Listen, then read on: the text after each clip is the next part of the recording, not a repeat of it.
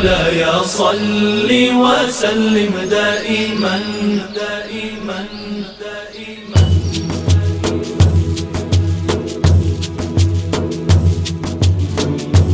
دائما دائما دائما دائما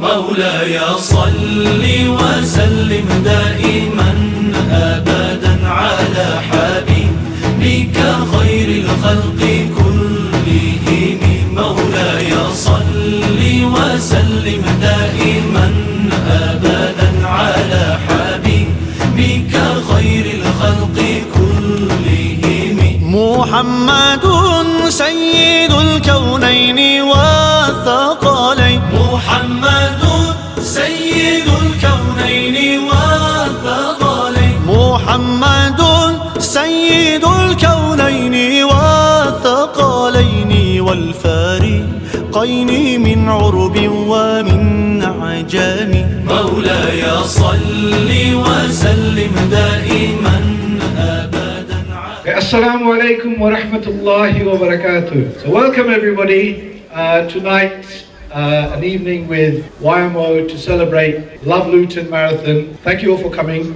It's great to see most of us have made it. Unfortunately some haven't, but everyone that have, thank you for coming tonight, and we're looking to have a great night, hopefully with a lot of laughs, some good food. I can already see some faces thinking, when are we having the food? One brother actually sent a message to me at 3 o'clock and said, where's the food? He's not even here yet. Where is he? I'm here by 3 o'clock.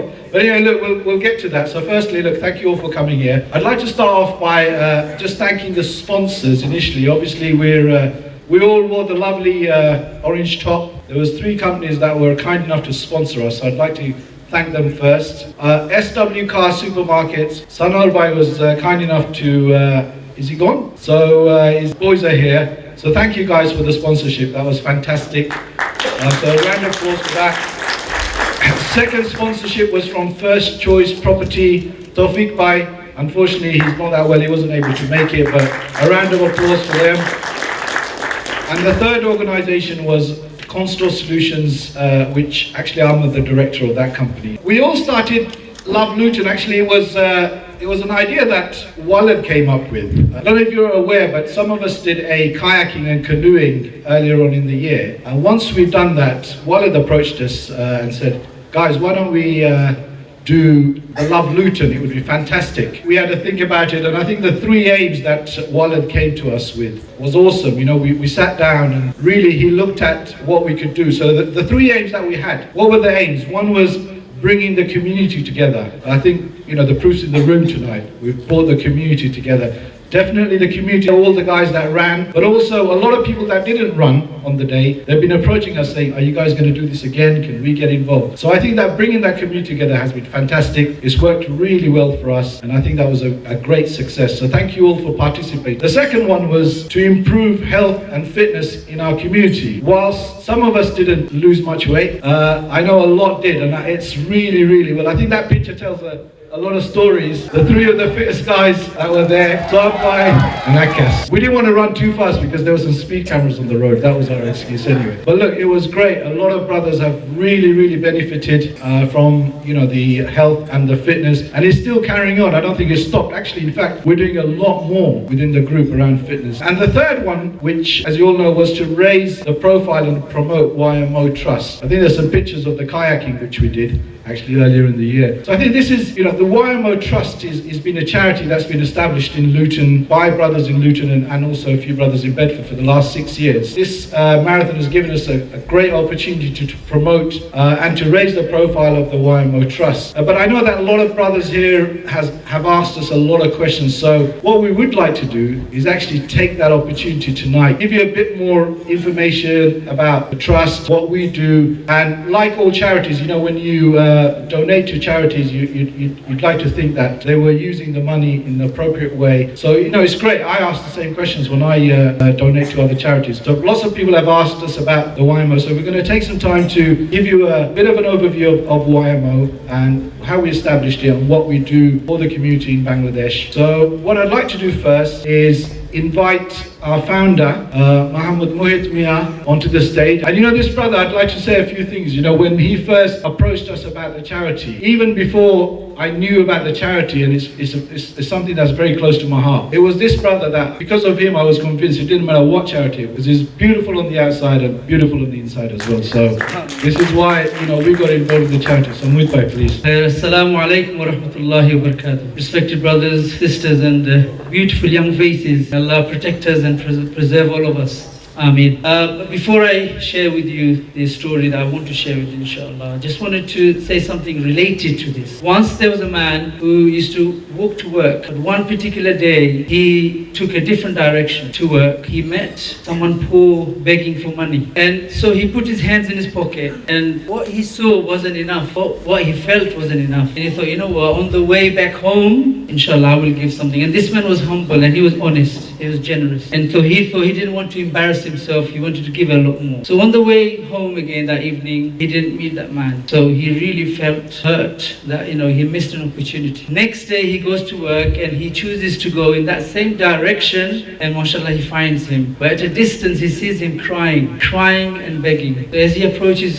close to him, and he sees that this man is not only asking for just money, but he's asking for money to help with the funeral of his son who passed away. This touched him because he's naturally a generous person, he gives. But it touched him in such a way that he regretted and he felt sorry that when he had the chance to give, he didn't give. It's a lesson for everyone. Now, this is not a charity event, but this story really relates to me, and I really feel close to this story. So in back 2012, alhamdulillah, I had an opportunity to go back to my motherland, Bangladesh, with my family. And as we all do, most of us are from Bangladesh or Pakistan background here. We know the poverty is something in everyone's face. Well, one particular thing really touched me was that to see young people, same age as my children that I took on holiday, that they were working in undals of people's kitchens, young girls, young boys who were working on the tea stalls, young children working the paddy fields, and they're only working to support their family.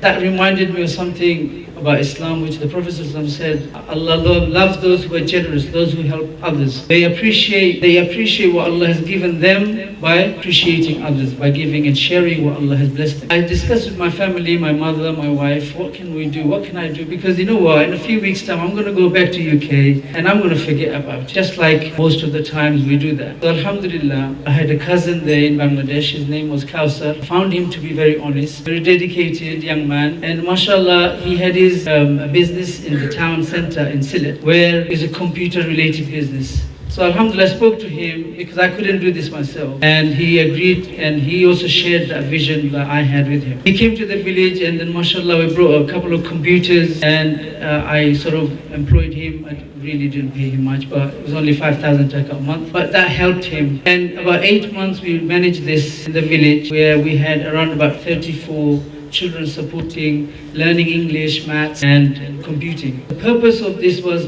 really to entice myself while I was there. When I come back, I will have a consistent relationship with Bangladesh, and maybe to help people who were poor, especially young people, which I couldn't stand it because I had my children studying, mashallah, free in the UK.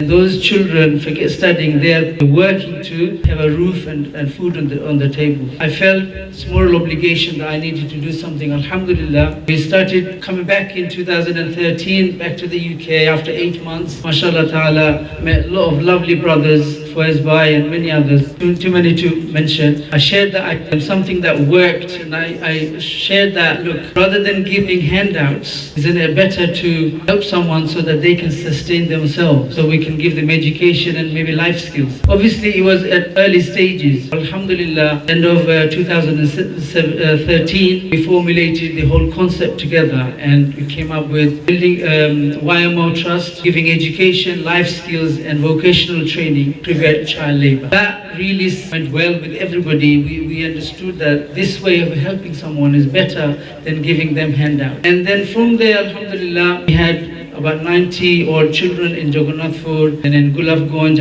around about 25 or so. And then now, mashallah ta'ala, we have over 500 children, orphans especially, we're supporting in Silet, which Abdullah Bhai inshallah ta'ala will touch on. So my message tonight, brothers and sisters, that if Allah gives you a chance, an opportunity, don't leave it for another day. Take it, do whatever you can. And this is not something that only brothers can do, but this is something our sisters can also do. So Allah, we don't know which good deed Allah will accept, but do as much as you can in this world, because life is short and we want to meet Allah subhanahu wa ta'ala tomorrow with the smiles on our face and meet our Lord inshallah ta'ala. Jazakumullah khairan. Assalamu alaikum.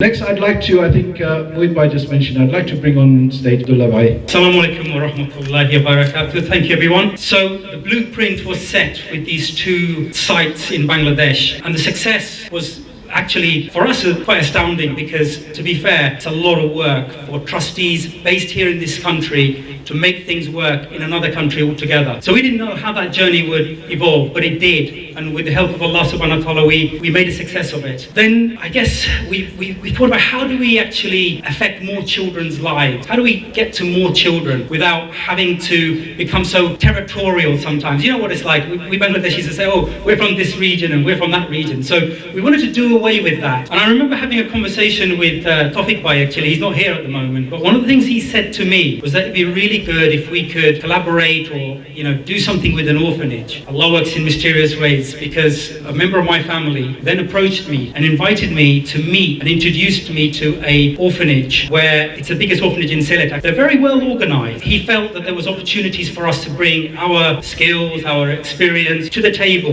with them. So when I went into Bangladesh in 2018, I went with my family. I went to see this orphanage and spent some time there. And one of the things I discovered was that, okay, education is important, right? But we're still talking about an orphanage. It kind of touched me when I saw that actually during lunchtime, so by the way guys, this is an orphanage, right? So the kids get up in the morning, they're given basic breakfast, then they're taken to another part of the orphanage where the school exists. So there's about 500 children, they all go to this school. At lunchtime, because they couldn't afford to feed all the children, and by the way, when I mean feed, I'm not talking about a feast like we're going to have in a short while. I'm talking about very, very basic stuff. Only half those children were given a lunchtime meal. The others weren't. So they just sat and, I guess, watched. I just felt that, you know what, we've got to do something about this. With that in mind, having spoken to the principal of that organisation, I came back to the UK and spoke to the trustees, and before long, everybody was really supportive. So then moved into the arena of providing nutrition, because without nutrition, there isn't education. Not in this country. In Bangladesh, kids survive, they make it work, but we just felt that this is, unacceptable to see that and not take any action. So that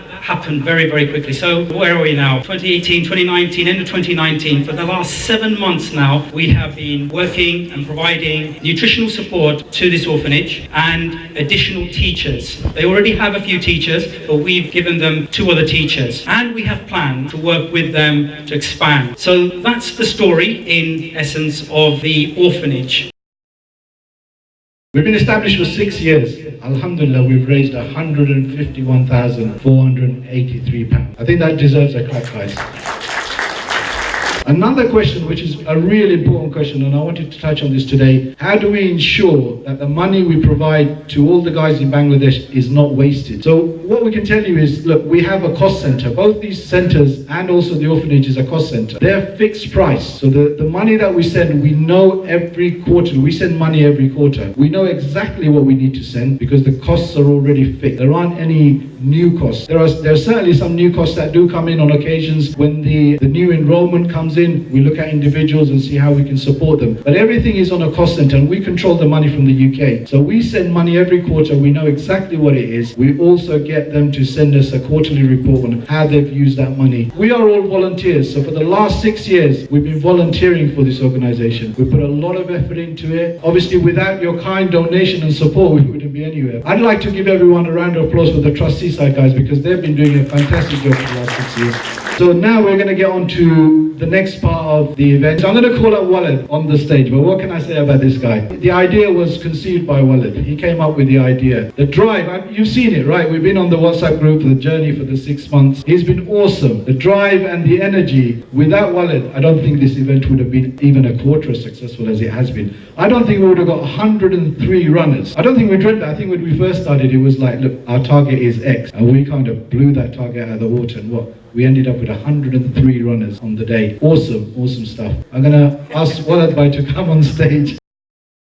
Assalamu alaikum wa rahmatullahi wa barakatuh. Can I just say thank you to YMO for hosting this evening. Tara did all of the chasing as well, so you know it's hard work. You've learned that lesson. Shad for letting us use this lovely venue. My guest speaker will come on later on. And all of you. There was a reason I needed families here because I have a message for you. Fathers, the mothers, the children. I needed everyone here because there has to be a take-home message for this whole 4 months of hard work. Just to round everything up, I'm going to go through the project from July the 5th, I think was the date we started. So once the show kicked off, we had 4 months of training. We had long distance runners, short distance runners, 5K specialists, we had walkers. We had the promise of longi walkers, but they never materialized. The thing that came through was people raised themselves for the challenge. They took leadership. They took ownership of bringing people in. People you wouldn't have thought would join in. For example, the elite walkers group. I mean, that's a mouthful, and I'm not sure what the elite is about. But they brought in people who you'd never think would come and run. There were so many leaders in the group. They talked themselves into becoming leaders, and they brought others with them. And this is part of the whole reason why this has worked, because it wasn't just me leading it. Thank you for the credit, but it was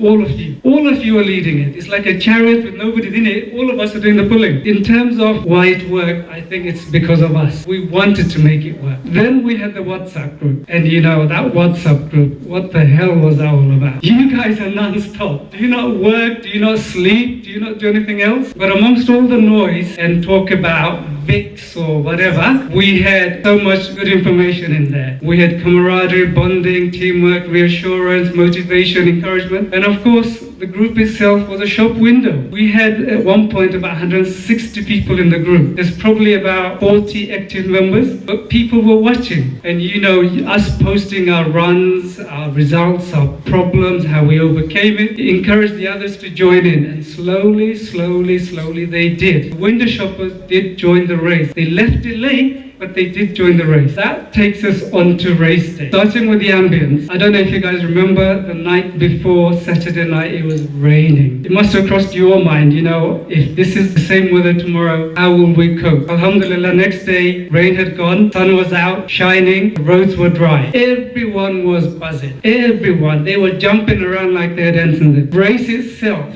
Now, we had it split into 10K and we had the half marathon. Unfortunately, when we finished with an hour apart. But you saw some of the photos, the grit and the determination in people's face. They were, the elite walkers, by the way, none of them walked. They ran and they stopped for a rest and they ran. Either they don't want to let anybody down or they wanted to beat the other walkers. Because if you're not competing, why are you here? But everybody ran, and the people who were struggling, they were helped by the others. Total community, total teamwork, total bonding. Out of 1,300 races, we formed about 8%. Okay, if you include Team Lion, maybe about 16 to 20%. But the noise we made, the splash, the visibility, everyone was asking, who are these people in orange? Who is this YMO? And that was part of the reason why I wanted to expose it. The supporters. I don't want to leave out the supporters. It was a cold morning. We had so many families lining up George Street, waving our orange flag. You don't know how much difference you made to us with the tired legs, exhaustion, fatigue. Seeing you waving, encouraging us on, you know, it gave us a little sprint. It was like a little energy drink. Okay, it lasted 5 seconds, but we tried. Hopefully next year we can double that. Because without the supporters,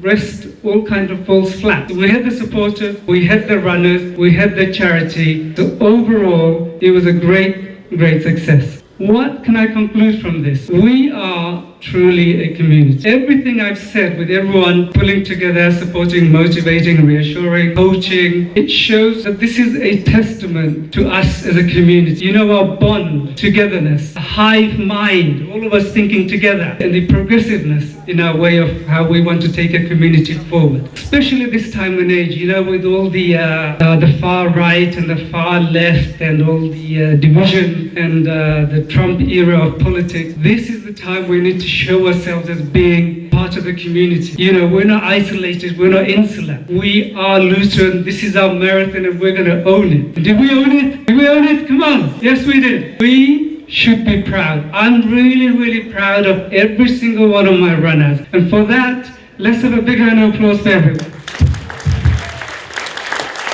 Something has to come of it. It'd be such a shame that 4 months, which is 1/3 of the year, you managed to keep this up for it to end like this. So what's the legacy? Don't let this be the end. Don't stop. The ethos we had, remember the race day wasn't the point of this project. It was the journey to the race day. The changes you made in your life, changes with eating, moving, walking, exercise, any activity. You've got to keep it up. And you've got to keep making these changes, okay? This is not the end. This was just the beginning. But what about the everyday thing? So we're talking about sit less, move more. You're bored, you've got nothing to do. Just get up and walk. Go outside. Eat less, but then also eat less meat. All of us, we eat too much red meat. We should be eating red meat maybe twice, 3 times a week max. Eat some more greens. Reduce your sugar consumption. Now, I'm not saying this as a dentist. We all overdo it on the calorie count and sugar. Sugar is in everything. When you try and reduce sugar, you'll find your diet sorts itself out. Drink. You know the Western culture, we're all dehydrated, and that's half the problem causing all these other problems. And of course, headaches. Dehydration causes headaches all the time. Sleep more. Oversleeping is bad, undersleeping is bad. 6-7 hours for most people, more than enough. And of course, stick to routines. If you have routines, then you're more likely to stick to them because it's automatic. You do it on autopilot, so you've got your exercise or sports or eating or getting up and walk, whatever, stick to a routine. I want to bring the families in. Everything starts at home. Yes, be proud of the runner in your family, in most cases as fathers, and encourage them, keep them at it. Don't let them relax, don't let them slack. But for our women, you have to take responsibility for overfeeding these men. If you're going to give them 6 dishes, what the hell do you expect? Use this as an excuse to reduce how many dishes you have. You don't have to have a fish, a chicken, a lamb, and a hutki on there. Save it for the weekend. Make the weekday a healthy week. But seriously, ignore the mother-in-law. If your husband is thin, he's likely to live longer. If she says, "What are you doing to my son?" ignore her. So take some responsibility and cook less. The second point is, how often are you going out to become active? We've sorted the men out. What about the women? It's a family unit. If you all stick to a plan or regime, you motivate each other. The women, you need to get out the house. You can't hide behind culture anymore. There are many halal things that you can do. Walk more, go for a walk. For the children, I wanted the children to see all the runners here. And don't see it as a special event. I want you to see that this is the norm, okay? Being physical activity, whether it's sports or running or something, this is normal. Bring it into your lives and join them or do something of your own. Don't sit on the PlayStation all day playing FIFA or COD or whatever, or watching TV, girls could play COD as well, nothing wrong with that. But you guys need to be more active. Now, the parents, you've got to take responsibility for these kids. The iPad generation, their finger muscles are really, really strong. You've got to cut this down to 1 hour max a day. Okay, or none, alternate days. The touchscreen generation are going to cause all kinds of new problems for us. Already we've seen addiction, mood swings. There's going to be more. Got to do it now. The WHO study released last week about the 11 to 17-year-olds found that in the UK, 4 out of 5 are inactive. That's awful. That's your children. Don't ignore my words. Look around you, these are your children. The girls are worse. The girls lag behind the boys. So unless you make these changes, it's not going to happen by magic. And don't expect the school to do it for you. You've got to this is parenting, ABC of parenting. We are not our parents, first generation migrant. They had other priorities. We are established, most of us earning well, educated well, we have free time, we do all these other kind of leisurely activities. Take responsibility for the children and make the changes now. Make this the start of the future for these children. On that note, I'm going to bring on Dr. Abu Bakr. Some of you will know him. He's in the heart of our community. He knows all the problems we're suffering. He also knows all the problems we will suffer in the future. If you're going to listen to anyone, listen to him. Assalamu alaikum. My name's Talib Abu Bakr, Dr. Abu Bakr, for some of you, I think. I've been in Bury Park in Bell House for 24 years now. So in my time, I've seen over 250,000 people one-to-one through my time in Bell House. And it's never surprised me more than just walking into this place and hearing people saying, what time did you do this morning? What was your PB for last week? When are you doing your next half marathon? It's just music to my ears. Driving back to work, home from work along Old Bedford Road, New Bedford Road, doesn't matter which route I take, I see brown people running. 20 years ago, 5 years ago, 4 years ago, I wouldn't have seen that. And it's just an amazing sight because I know the problems that our community, as well as the community at whole, suffer with medical health. Park Run started about 4 years ago. A lady called Kate Neal started it. She wanted something that's healthy that Luton can be proud of. When I joined in, because I did quite a bit of running, I think I was probably the only brown person there, maybe two others. But now everyone's there. People are there training for their half marathons, and to see, more pleasing for me is to see the sisters running. And people notice, it's not just our community, other people are noticing. You don't understand how much influence you are having on other people, not just for health. They see you guys running, you guys eating healthier, you guys getting smaller, they're wanting to do it. So my patients are asking me, who are these guys in orange? Who are these guys in green? What were they doing? What have they done? We did the London Marathon in April, and I was fortunate enough to be part of that team. We raised £75,000 as a group, and it wasn't just our community, it was the whole of Luton. The whole of Luton are talking about what we're doing for health. My concern is I see the problems. When you say about the future, Walid, I see your uncles, your granddads, your fathers, your mothers suffering, and it's not good. We here, amongst our community, because we live in the poorer parts of Luton, we die 9 years younger than the rest of Luton. That's not a good statistics to have. I have people having heart attacks at 35 and 40. That's not a good statistic to have, but it's changing. And I can see the changes. That gap is actually getting smaller. In the last 2 years, that gap's getting smaller. That's really encouraging. 40% of Bengali men in Luton are smokers. The average for Luton is 22%. So we need to make these changes, and I'm hoping when you see all these brothers doing all these things, you start to think that we need to make these changes. We're having heart attacks, as I mentioned, at a much younger age than our Caucasian patients. We think it's because we put the cholesterol and the fat onto our hearts and tummies, whereas the English people will put it on their arms and legs first. So we think that's why we're getting it earlier. But it's all reversible. Our diabetic rates, 10% of Asian men will get diabetes. 1 in 10 of you, each one person on each table will get diabetes. But it's reversible. I am now taking patients off their tablets because they've lost their weight and they're doing their exercises. I wouldn't have seen that 5 years ago, okay? That's our community. Not just our community, I am now seeing the Caucasians, the Afro-Caribbeans, all wondering what are these guys doing? Let me do some of this. Park Run started with 79 people turning up on a Saturday morning, 9 o'clock. We are now getting regularly over 300 people of all shapes and sizes, all religions. No one talks about religion, no one talks about problems, they just talk about what your time is, how well I'm doing, can you help me beat my time? So have a think when you're thinking about your health. Your children rely on you, and you are the models for your children. It's not what you tell them, it's not how you tell them off. They look at you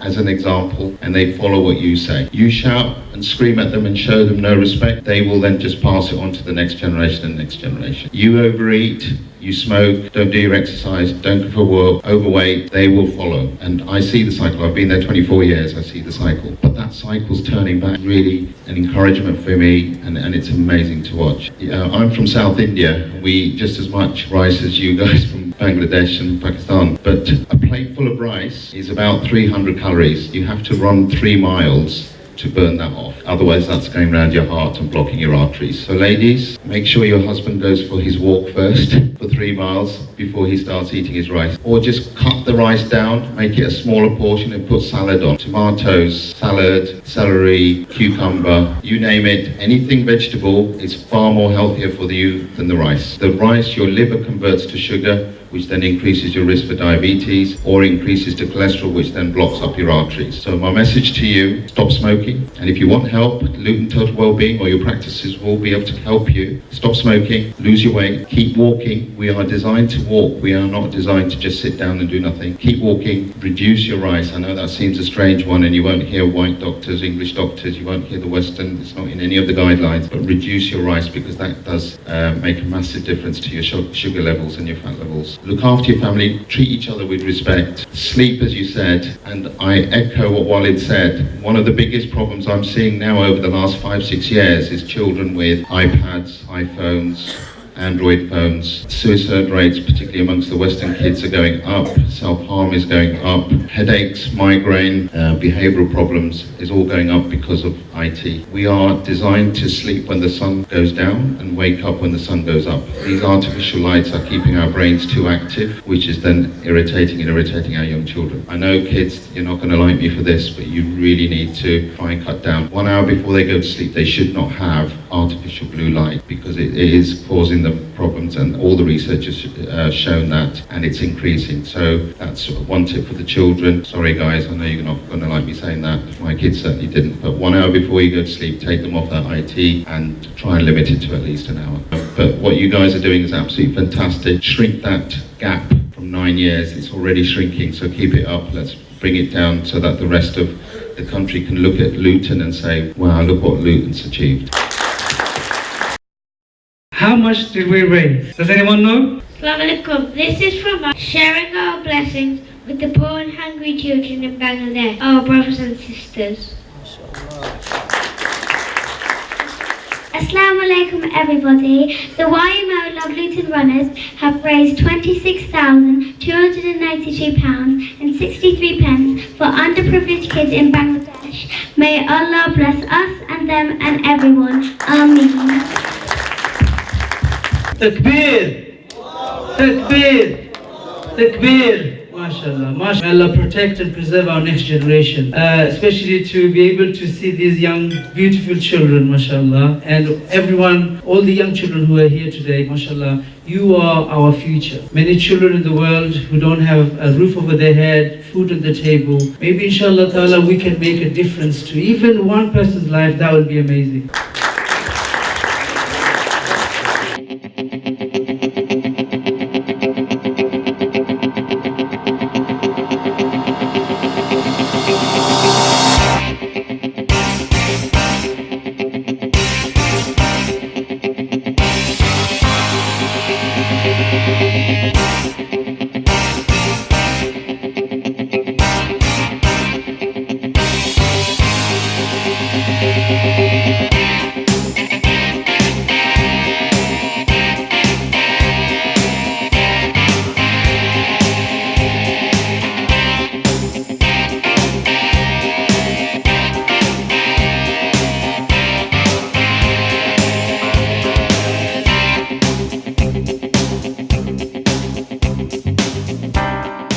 Keep it going, and let's make next year even bigger, even more special, even more amazing. So to everyone, I say thank you for helping me, and thank you for making our community the best community in the south of England. Thank you very much. Faiz Bhai said earlier on, didn't he, that actually we wouldn't have this event if it wasn't for two particular people who were on stage handing out these awards. They have driven us mad actually at times, to be really honest. However, they've driven this and made this work and elevated YMO to the next level with the community. I can't say enough thank you on behalf of YMO, particularly to Dr. Walid Manan and Zak Hussain. Guys, on our behalf, please accept these memorabilia from us. Thank you. There was just two other trophies that thank you very much, both of you. Thank you guys. So just before we close, I'd like to call all the runners up actually. So I think most of them are here. We've got just a bit of a token of our appreciation really for you guys that got involved with YMO Trust.